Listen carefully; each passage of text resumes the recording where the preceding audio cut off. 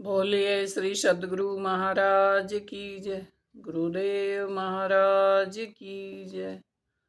आइए जानते हैं कि कर्म कैसा होना चाहिए, हमारा कैसे कर्म करना चाहिए और क्या हमारे साथ जाता है। प्राणी जैसा कर्म करता है वैसा ही उसे फल भोगना पड़ता है। इन कर्मों के कारण ही तो प्राणी संसार के माया जाल में बंध जाता है और जब मौत आती है तो यह सब कुछ यहीं पर रह जाता है।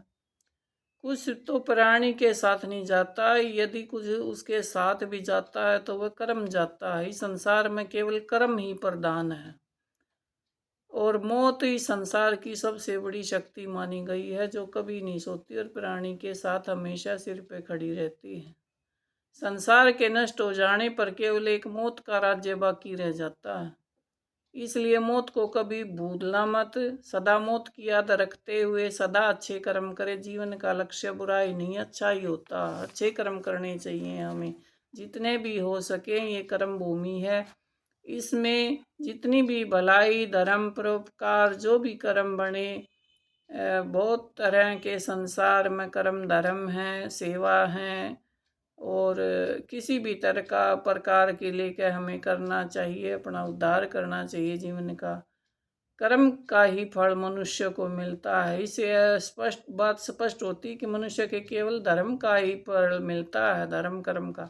तो फिर प्राणी के लिए यह अति आवश्यक है कि वह सदा अच्छे कर्म करे, दूसरों का भला करे। दूसरों का भला करने से आत्म शांति की प्राप्ति होती है।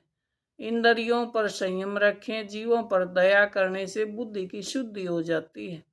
कर्म ही प्राणी को छोटा बड़ा बना देता है, इसलिए सदा अच्छे कर्म करने चाहिए। बुराई से दूर रहना चाहिए। घृणा क्रोध लोभ मोह का त्याग और ये सब कर्मों में ही आते हैं। ये सभी इन्हीं के साथ चलते हैं। अच्छे करेंगे तो अच्छे, बुरे करेंगे तो बुराई साथ चलेगी। इसलिए सदा अच्छे ही कर्म करने चाहिए। जैसे फूलों में खुशबू, तिलों में तेल, लकड़ी में आग, दूध में घी, ईख में गुण यानी मिठास होती है। इन सब चीज़ों को बाहर से देखकर आप इन गुणों को अंदाजा नहीं लगा सकते, इन गुणों का, क्योंकि यह सब कुछ बाहर से दिखाई नहीं देता। इन गुणों को केवल विचार से ही पहचाना जा सकता। ठीक इसी तरह मानव शरीर में आत्मा का निवास होता है। सभी शरीरों में आत्माओं का निवास है। परमात्मा के अंश मात्र से ही ये सब चलते हैं जीव। इस आत्मा को हम शरीर से अलग करके नहीं पहचान सकते। हाँ, केवल अपने विचारों से ही इसकी पहचान कर सकते हैं। इसलिए अपनी आत्मा को पहचानना है। प्राणी से अधिक आत्मा महान है। प्राणी से महान आत्मा है, क्योंकि प्राणी तो कर्मों से जुड़ा, कर्मों से बंधा। जैसा कर्म है वैसा ही स्वभाव बन जाएगा। कभी अच्छे करेगा, कभी बुरे करेगा और जब तक माया जाल ना कटे तब तक वो ऐसे ही गिरता पड़ता रहता है। और देवता कहाँ? क्या इन मिट्टी की मूर्तियों में अथवा ऊंचे मंदिरों में ही देवता रहते हैं? देवता इन मनुष्यों में ही है। जो अच्छे कर्म करता है, अपनी बुराई दूर कर लेता, वही देवता बन जाता है, देने वाला। जैसे भूमि कितनी खोद पाड़ ले कसकती नहीं है। जल सबके लिए बराबर है, वायु सबके लिए बराबर है, सूर्य सबके लिए बराबर है। यह हमारा वहम है। देवता केवल हमारी भावनाओं में ही रहता है। भावना और श्रद्धा का दूसरा नाम देवता है।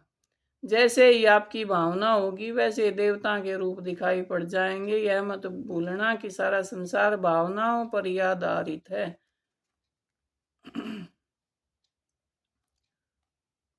मूर्ति भले ही किसी चीज की बनी हो, धातु की, मिट्टू की, पत्थर की, कोई भी फर्क नहीं पड़ता।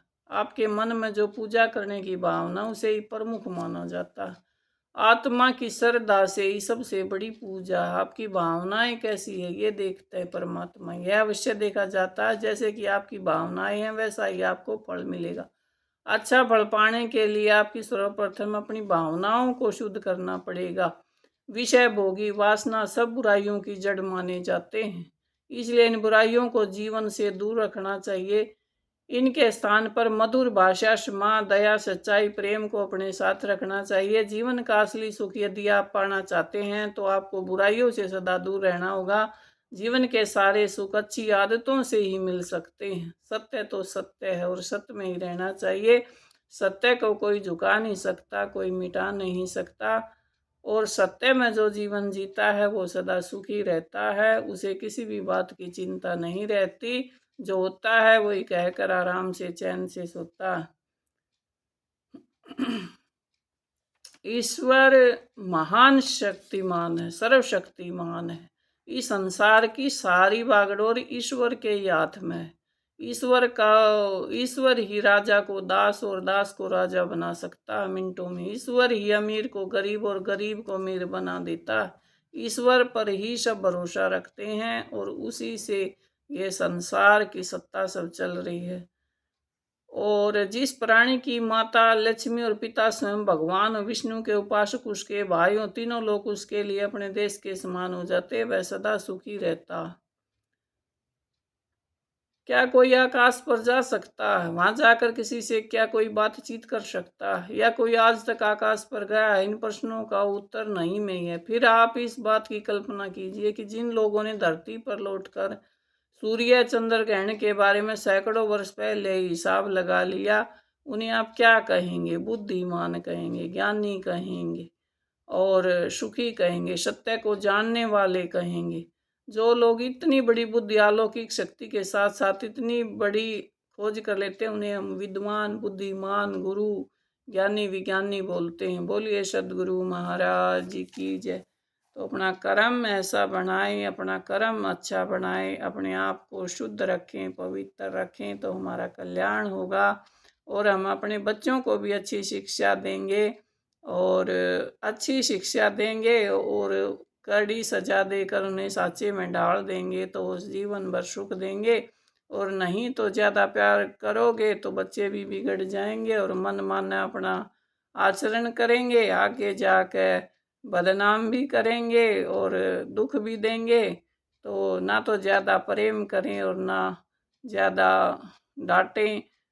हिसाब सर का ही बच्चों को रखना पड़ता है। और माँ बाप और गुरु का परम कर्तव्य है कि अपने बच्चों को सजा देकर उन्हें सही रास्ते पर लगाएं।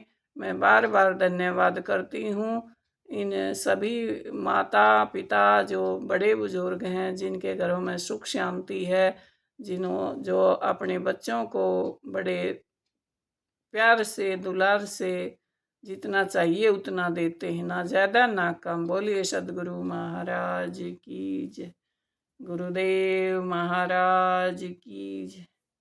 तो कर्म बहुत ज़रूरी करना है। कर्म अगर हम डेली करेंगे, अपनाएंगे, तो हमें निरंतरता से कर्म करना, बीच में छोड़ना नहीं है। बीच में छोड़ देंगे तो वही फिर खतरा। तो बोलिए सदगुरु महाराज की जय।